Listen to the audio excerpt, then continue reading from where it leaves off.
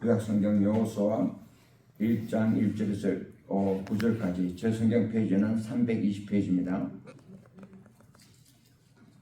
여호와의 종 모세가 죽은 후에 여호와께서 모세의 수종자는 눈의 아들 여호수아에게 말씀하여 이르시되 내 종 모세가 죽었으니 이제 너를 이 모든 백성과 더불어 일어나 이 요단을 건너 내게 그들 곧 이스라엘 자손에게 주는 그 땅으로 가라.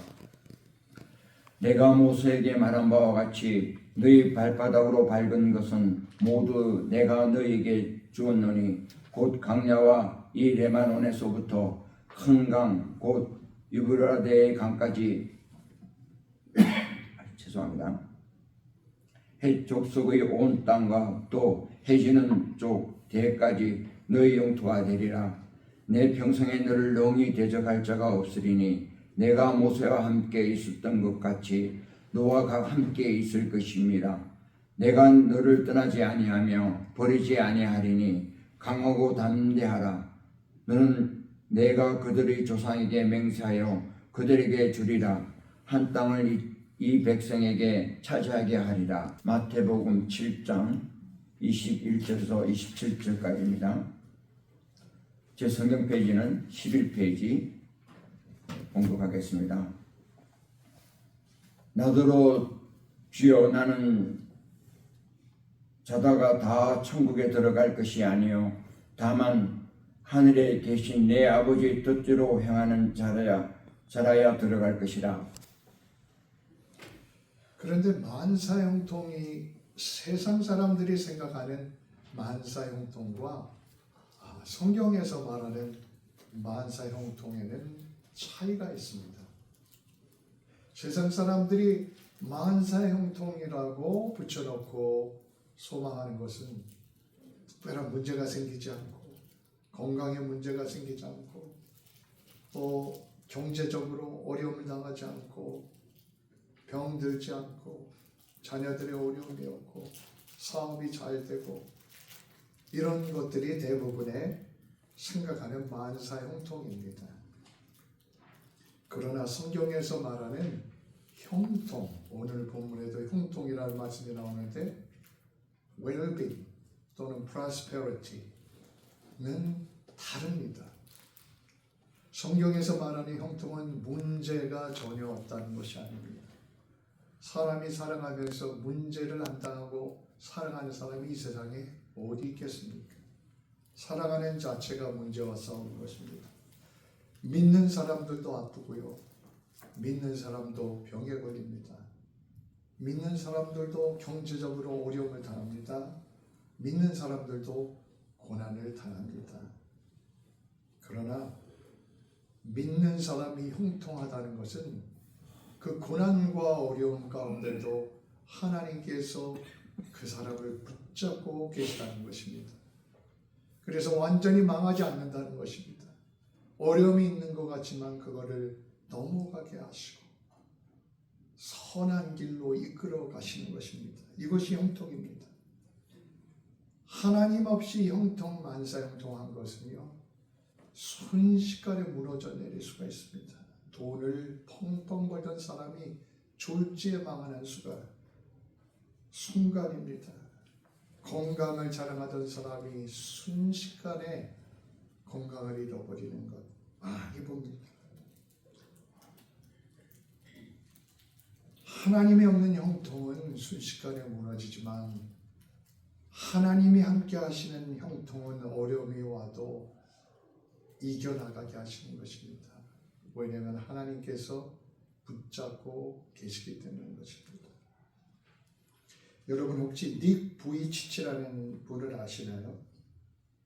TV에 가끔 나오는 분인데 이분은 태어날 때부터 팔하고 다리가 없이 태어났습니다. 이 몸만 있는 거죠. 손도 없고 발도 없는 그 인생을 상상해 보십시오.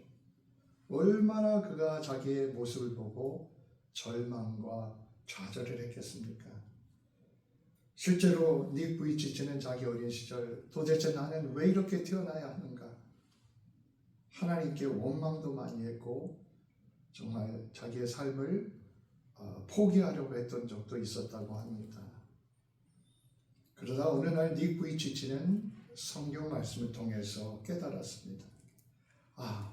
하나님이 나를 실수로 만드신 것이 아니라 나에게 특별한 목적이 있으셔서 만드셨구나. 이런 확신을 갖게 되었습니다. 그래서 그 다음부터는 자기의 그 손발이 없는 모습을 부끄러워하기보다는, 좌절하기보다는 하나님께서 주신 목적을 생각하면서 남은 인생을 기쁨으로 살아야겠다, 그렇게 다짐했다고 합니다. 지금은 그 결과 전 세계를 돌아다니며 많은 사람들에게 하나님에 대해서 증거하며 소망을 전하고 있습니다. 많은 영혼들을 살리는 일을 하고 있습니다. 세상의 기준으로 보면은요, 닉 부이치치는 형통이라는 말과는 관계가 뭡니까? 팔다리 다 없는 이 몸통만 있는 사람이 어떻게 형통한 것입니까?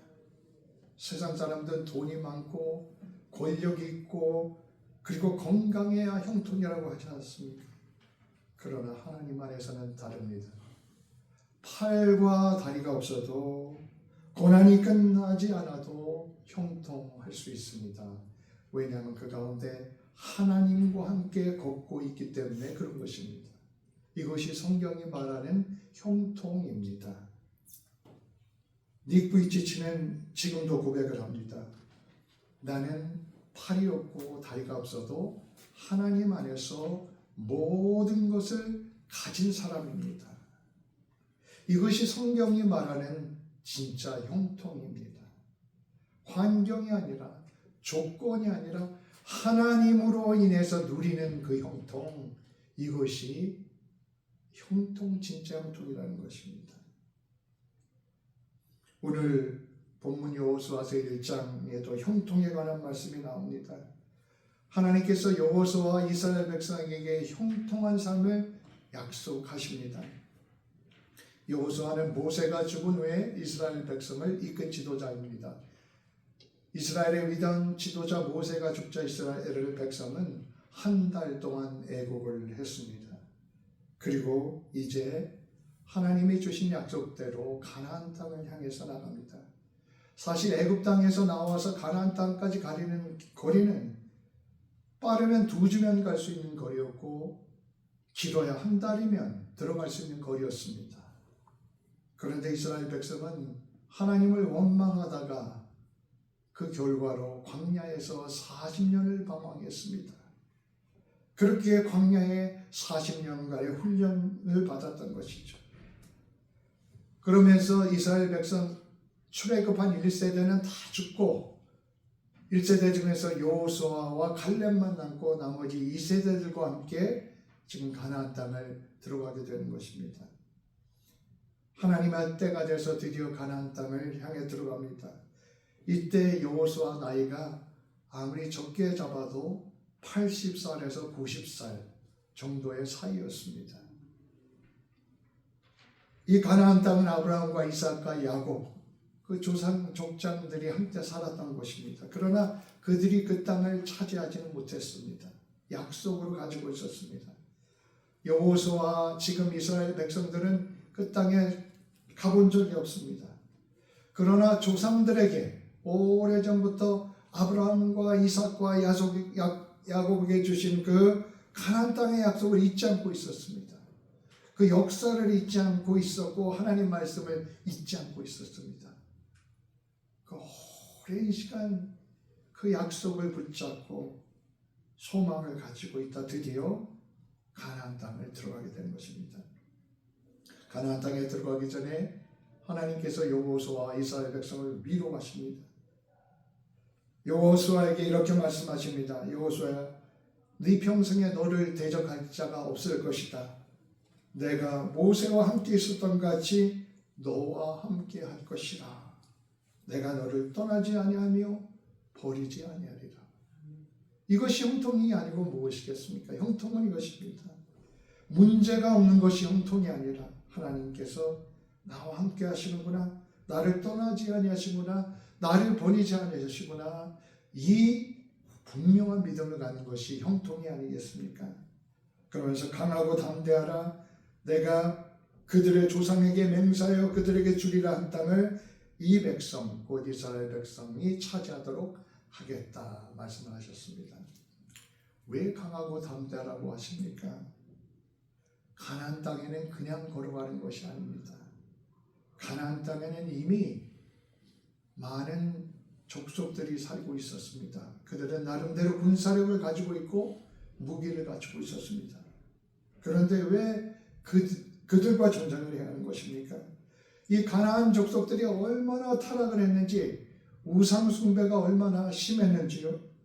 자식들을 잊지도 않는 신에게 불로 태워서 죽여서 제사를 지내는 이런 끔찍한 일들이 그곳에 많이 있었습니다.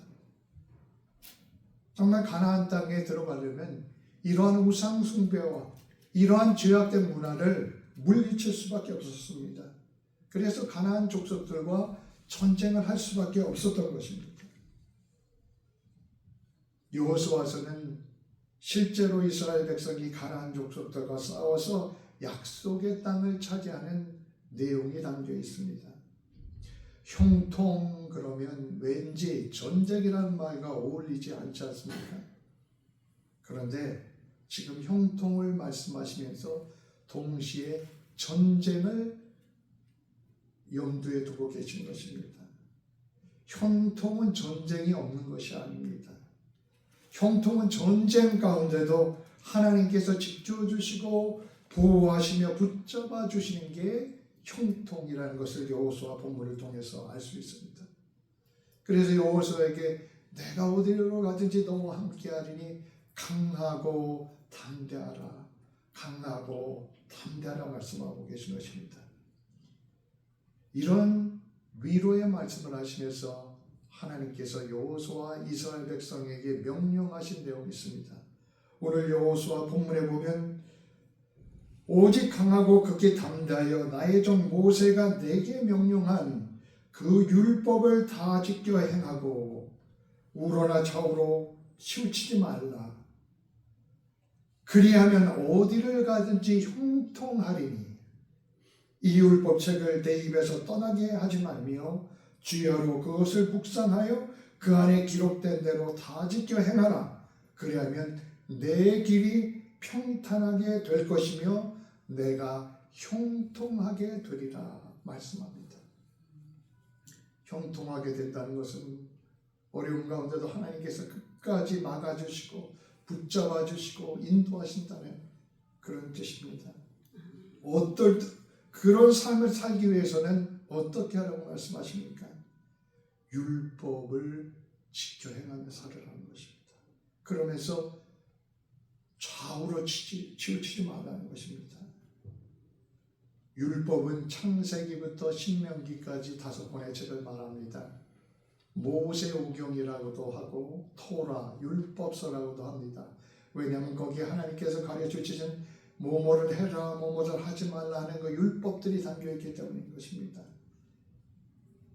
율법은 우리의 입장에서 보면 오늘날 신약시대를 살아가는 성도들에게는 성경, 우리가 가진 성경을 율법이라고 보시면 됩니다. 첫 번째로 율법을 지키고 좌우로 치우치지 말라고 했습니다. 형통한 삶을 말씀하시면서 제일 먼저 말씀하시는 것이 말씀입니다. 말씀을 중심으로 살아야 한다는 것입니다. 그래야 형통한 삶을 산다는 것입니다. 며칠 전 어디를 갔는데 길가에 지나가는 그 사이드워크를 어떤 티네이저 아이 남자애들이 둘이 걸어가는데 한 애가 이렇게 휘청휘청거리면서 가요. 근데 그 옆에는 친구같이 보이는 그 아이가 약간 걱정스러운 표정으로 또 짜증난 표정으로 뭐라 그러면서 그 아이와 같이 걸어갑니다. 계속해서 이렇게 흐느적거리며 걸어가는데 아마도 이 대낮에 술을 과하게 마셨거나 아니면 마약에 손을 댄 것 같이 그렇게 보였습니다. 사람이 길을 똑바로 가야지 흐느적거리고 왔다 갔다 하고 하면 사고가 나게 마련입니다. 하나님께서 좌우로 치우치지 말라고 했습니다. 여기 말씀이 있는데 말씀의 길로 가야지 말씀을 떠나서 이쪽 갔다 저쪽 갔다 이런 삶을 살지 말라고 하시는 것입니다. 말씀에 가르침이 있으면 어떤 일이 또 그 말씀을 따라 똑바로 가라는 것입니다. 그러면 형통해지고 그러면 평탄한 길을 가게 된다는 것입니다. 사람들이 왜 좌우로 흐느적거립니까? 어떤 사람은 세상의 유혹에 빠져서 좌우로 흐느적거립니다. 어떤 이들은 또 자기의 감정에 빠져서 자기의 생각에 빠져서 자기 마음대로 말씀을 떠나서 좌우로 왔다 갔다 흔들립니다. 그러다 여기 부딪히고 저기 부딪히고 여기에 빠지고 저기에 넘어지고 그렇습니다. 어떤 이들은 말씀을 따라가는데 때로는 힘든 일이 있습니다. 힘든 수고가 있습니다. 그러니까 그게 싫어서 그걸 피하려고 좌로 피하고 우로 피해서 그렇게 하지 말라는 것입니다. 하나님 말씀이 있으면 그 말씀에 귀 기울이고 그 말씀을 따라서 끝까지 조절당해서 가라는 것입니다. 그럴 때 우리의 삶이 형통하고 평탄하게 된다는 것입니다. 시편 1편에도 복이 있는 사람에 대해서 말씀하면서 복이 있는 사람은 율법을 즐거워하며 라고 말씀합니다. 그 사람은 시냇가에 심은 나무처럼 시절을 따라 열매를 맺으며 그 잎사귀가 마르지 아니함 같으니 그가 하는 모든 일이 형통하리라고 말씀을 합니다. 형통은 말씀으로부터 시작되는 것입니다. 말씀을 즐거워해야 합니다. 여러분은 무엇을 즐거워하고 계십니까? 하나님 말씀을 즐거워하고 묵상하는 가운데 거기에 열매 맺고 잎사귀가 나고 형통한 길이 있습니다. 하나님께서 인도하시고 길을 열어주시며 선한 길로 인도하십니다. 두 번째로 이 율법책을 내 입에서 떠나지 말게 하며 주야로 그것을 묵상하라고 했습니다. 자식들도 보면요, 잘되는 부모들은 잘되는 자식들은 부모님의 말을 경청할 줄 압니다. 부모님의 말을 귀 기울여 듣고요, 그리고 그 말을 마음에 새깁니다. 신자가 형통하려면 하나님의 말씀을 귀에 대고 듣고 그리고 하나님의 말씀을 마음에 담아야 합니다. 묵상하라고 했는데 이 말씀은 마음에 담으라는 것입니다. 주야로 묵상하라고 했습니다. 낮과 밤으로 묵상하라고 했습니다. 히브리서의 묵상하다는 말은 조용히 명상하다는 말이 아닙니다. 본문의 묵상은 이렇게 소리를 조금 내어서 입술로 읊조리면서 반복해서 읽으며 읊조리면서 그 말씀을 마음에 담고자 힘쓰라는 것입니다. 시편 1편에도 복 있는 사람은 여호와의 율법을 즐거워하며 그 율법을 주야로 묵상하는도다. 단어가 똑같습니다. 여호수아서 1장과 시편 1편의 히브리어 단어가 같은 단어, 같은 뜻입니다. 말씀을 보고 말씀을 읊조리고 그래서 마음과 생각에 말씀을 채우라는 것입니다. 입에서 떠나지 말게 하라고 했습니다. 계속해서 암송하고 반복적으로 새기라는 것입니다. 사람이 뭐든지요, 입으로 되뇌이고 반복하다 보면 그것이 입술의 습관이 되고 그것이 마음에 들어가고 마음을 바꿔놓게 돼 있습니다. 어떤 분들은 말씀을 손으로 적는 분도 계십니다. 필사한다고 계시죠. 이것 좋은 묵상의 방식입니다. 내 손으로 직접 적으면서 말씀을 읽는다면 손으로 적고 눈으로 보고 입으로 읊조리는 그런 묵상을 한다면 정말 놀라운 열매를 맺게 될 것이라고 믿습니다. 말씀을 우리의 입술에 두고 우리의 마음에 담는 것이 형통한 삶의 기초라는 것을 가르쳐주고 계십니다. 우리가 말씀을 우리의 입술에 두어야 합니다. 우리 마음에 무엇이 쌓이느냐는 우리 입술에 무엇이 쌓이느냐와 관계가 있습니다. 말씀을 자꾸 읽고 암송하게 되면 사람의 말이 달라지게 됩니다. 불평만 하던 사람이 말이 달라져서 감사하는 말이 튀어나오게 됩니다. 부정적인 말을 하던 사람이 긍정적인 말을 하게 됩니다. 미움의 말을 하던 사람이 사랑의 말을 하게 됩니다. 말씀은요, 사람의 마음을 바꾸고 사람의 내면을 바꿉니다. 그리고 사람의 말과 행동을 바꿉니다.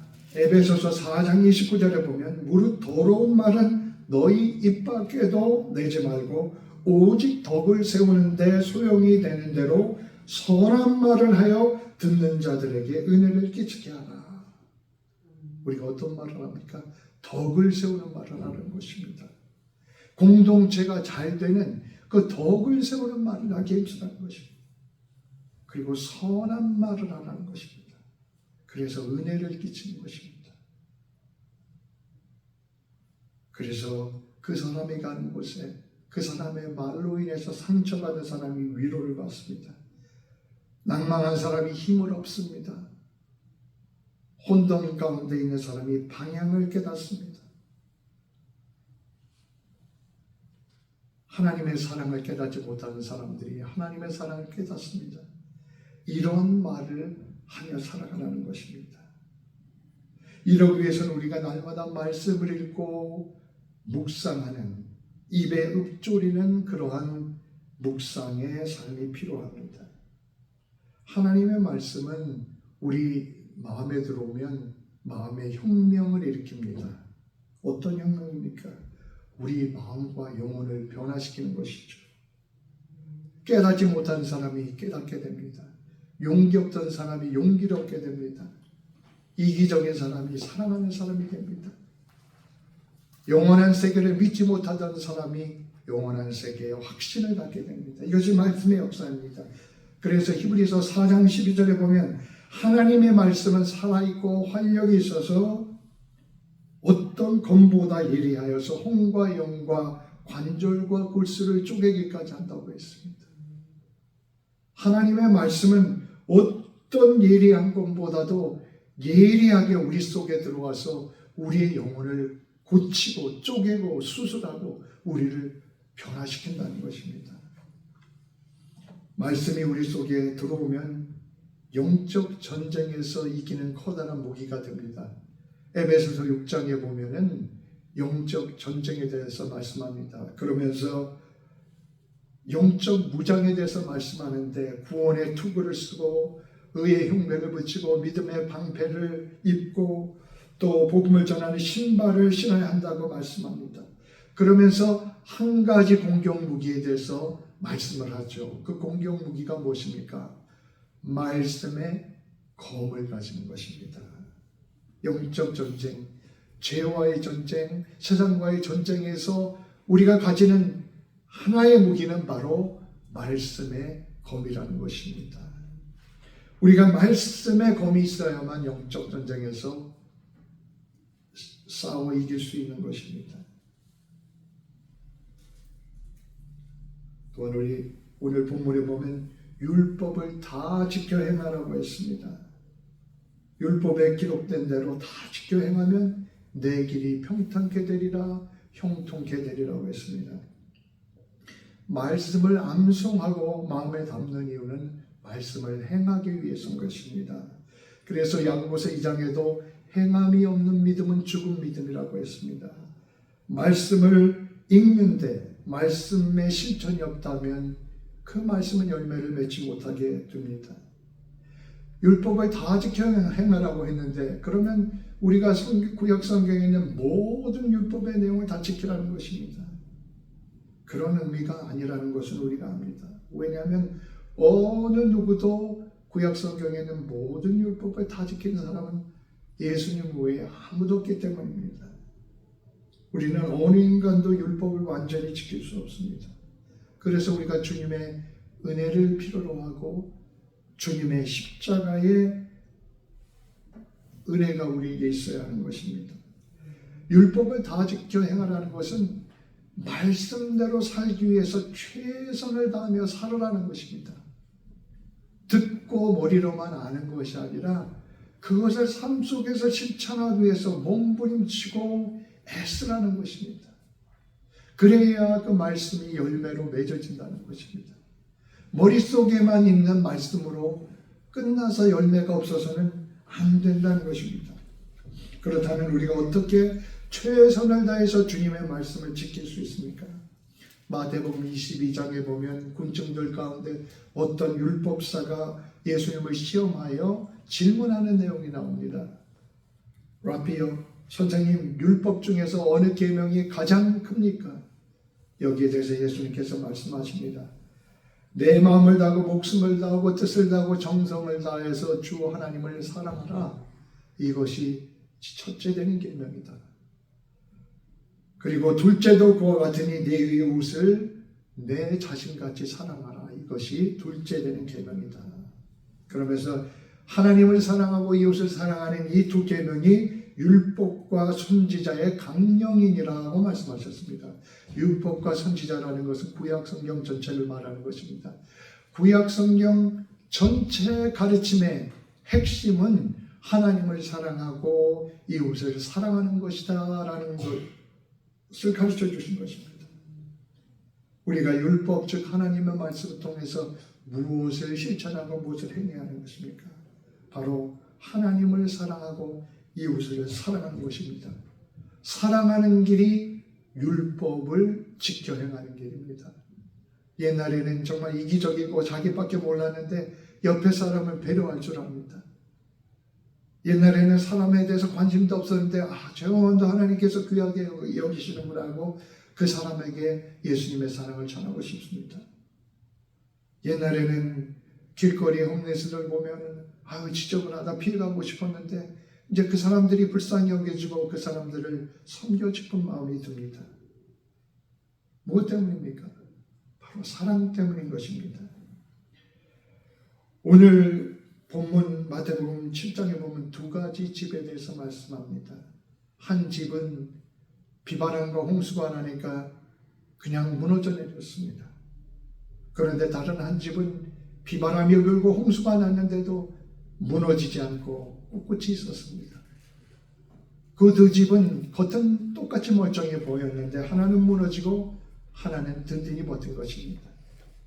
그 이유는 무너지지 않은 집이 반석이라는 기초 위에 세워졌기 때문인 것입니다. 그러면서 주님께서 말씀하시기를 말씀을 듣고 행치 않는 사람은 마치 모래 위에 집을 지으니 무너진 사람의 집과 같다고 말씀하셨습니다. 그러나 말씀을 듣고 행하는 사람은 반석 위에 집을 짓는 것과 같다고 말씀하신 것입니다. 우리가 말씀이 우리 머릿속에만 있는 것이 아니라 말씀을 실천할 때 섬기라고 하면 섬기고 사랑하라고 하면 사랑하고 전도하라고 하면 전도 이렇게 실천하는 그 삶이 반석 위에 영적인 집을 짓는 것과 같다고 말씀하시는 것입니다. 마태복음 7장의 비와 홍수 바람은 무엇을 말합니까? 인생의 환난을 말합니다. 인생은 누구나 환난을 만나게 되어 있습니다. 그러나 그 환난 가운데 무너지는 집도 있고 꿋꿋이 서 있는 집도 있습니다. 꿋꿋이 서 있는 반석 위에 세워진 집이 바로 형통한 집, 하나님의 축복을 받는 집인 것입니다. 우리가 인생을 살아가면서 모든 사람이 성공만 하는 것은 아닙니다. 아무리 열심히 일하는데도 이 세상에는 변변한 집 하나 갖지 못한 사람들도 많습니다. 오늘날 대도시에 가보십시오. 요만한 방 하나, 방 한 칸을 얻는데도 돈 2,000불 이상씩 주고 얻을 수 있습니다. 그러니 그거 페이하느라고 일해서 돈 벌어가지고 그거 페이하다가 절절절절 내고 살아갑니다. 열심히 노력했는데도 그 노력의 대가가 없는 사람들도 있습니다. 나는 열심히 주님을 믿는다고 했는데 환난이 오고 몸에 병이 들 수도 있습니다. 우리가 집을 잘못 지어서 그렇습니까? 아닙니다. 홍수는 비바람은 누구에게도 찾아올 수가 있습니다. 중요한 것은 주님을 향한 진실한 믿음을 가지고 말씀대로 살려고 할 때 그 집은 홍수가 와도 무너지지 않는다는 것입니다. 비바람이 와도 무너지지 않는 것입니다. 주님의 말씀을 듣고 행하는 사람은 진실한 믿음 있는 사람입니다. 반석에 집을 짓는 사람입니다. 이런 삶이 형통한 삶을 살게 된다고 주님께서 말씀하고 계신 것입니다. 주님께서는 말씀을 중심으로 살라고 하십니다. 말씀을 묵상하고 입에 읊조리고 마음에 새기라고 하십니다. 그리고 그 말씀을 통해서 우리의 삶이 바뀌어지고 그 말씀을 통해서 사랑을 실천하라고 하십니다. 이것이 반석 위에 세운 삶의 길이요 형통한 삶의 길이라고 말씀합니다. 올해 안에 우리도 말씀을 열심히 묵상합시다. 읊조립시다. 말씀을 머릿속에만 하는 것이 아니라 실천하기에 최선을 다합시다. 그럴 때 우리는 이 말씀을 통해서 주시는 하나님의 놀라운 능력과 은혜를 체험한 한 해가 될 줄로 믿습니다. 기도하겠습니다. 하나님, 우리 속에 진실한 믿음을 품고 어려움과 환난 가운데도 주님의 말씀에 귀 기울이고 말씀을 마음에 담고 말씀을 실천하며 사는 좌우로 치우치지 않는 삶을 살아가도록 인도하여 주시옵소서.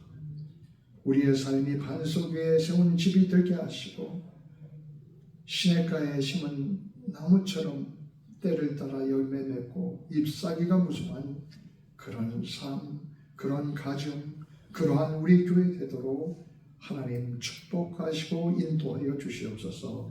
예수 그리스도 이름으로 기도드립니다. 아멘.